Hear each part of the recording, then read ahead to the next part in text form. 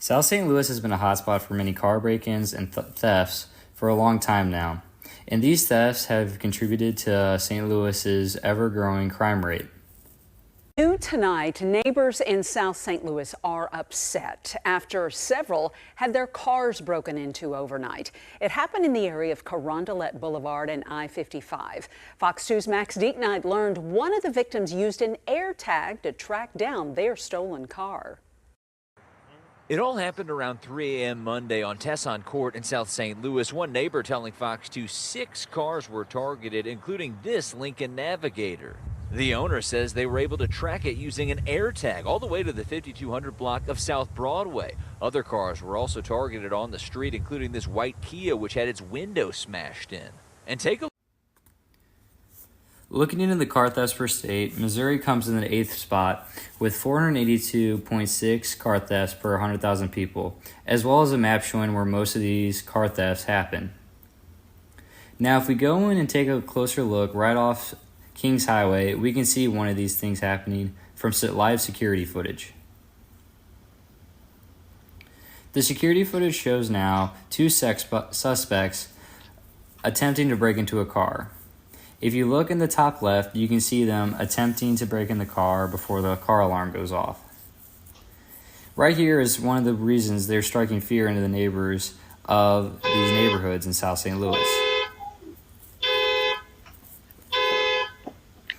As they run away, it was also found that a other neighbor found them on their security footage as well. One of these neighbors is CBC's very own Mr. Russell, who would like to talk on the topic more. We're here with CBC's own Mr. Russell.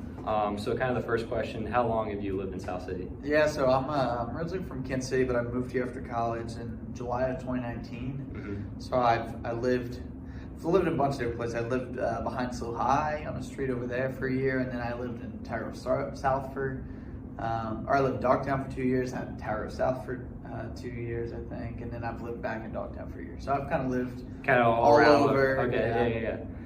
So have you had any troubles with car break-ins, or kind of know someone that had any trouble? I have not. I think I definitely haven't, but for example, when I lived in Tyro South, my cousin lived on Wyoming Street in Tyro South and had both their cars broken into in a matter of a week. Mm-hmm. And, it definitely led to fear for me. I mean, a car's a material thing, but you definitely care about what's in your mm-hmm. car. And I have not had my car, but I definitely don't try not to leave anything to my car because I know it happens in the city. Mm-hmm. Yeah, and I love the city, and I tell all young people, living in the city is young people of all ages, but there's a lot of great things in the city. It's just mm-hmm. it's part of life and living in the city. And mm-hmm. You're a South City guy. You know how great it is. For sure. You're close to everything. There's events. It's a mm-hmm. great place to live. Yeah, for sure. And kind of do you kind of know kind of what the aftermath was after your cousin's car got broken? Yeah. I mean, they got 3 kids. It was definitely fear. You never want someone going through stuff. They took the car mm-hmm. and they actually stole the car. Oh, really? They stole the car. It was ended up being bullet holes. Oh, really? Used for crimes, and they got it back. Eventually, they found it, and there was drug residue and all that. Oh, wow. You got kids under 7 years old. Mm-hmm. That's freaky. You don't want your kids what if some or some mm-hmm. it's freaky. So they were freaked out, and there are people that are South City or they grew up in South City. They believe in it. They believe in what it can be. But it definitely should we move out? mm-hmm. It puts a fear in people. So yeah. And what do you kind of think are kind of some steps that can be taken forward to kind of stop this issue in South City? Yeah, I think the city's got its own problems, but I think police presence would definitely help. I think people need to be smart about what they have in their car. Mm-hmm. I've definitely left valuable things. I've left my golf clubs. I've been dang, I hope it's not the night. So my other uncle who lives in South City, he just leaves nothing in his car and leaves his car unlocked. Mm-hmm. He says if you want to, he's come out and people went through the car, but there's nothing to take. Yeah. So I know you mentioned you've done that. Mm-hmm. A lot of people have done that, but I think people just need to be aware. And every place you live has its risk, and it's a risk of living in South City. Mm-hmm. But to me, it doesn't out. There's not. It does.